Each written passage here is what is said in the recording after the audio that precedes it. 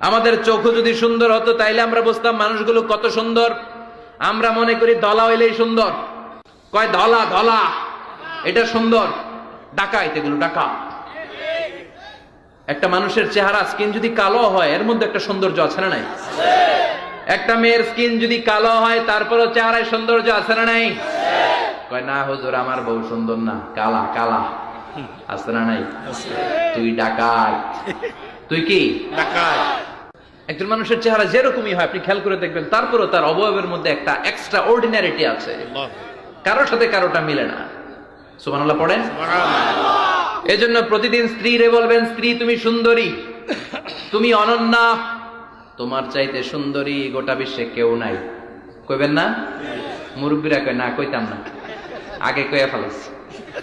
এগুলো বলবেন, এগুলো বললে স্বামী স্ত্রীর মধ্যে ভালোবাসা বাড়াই দিবে কে? আল্লাহ।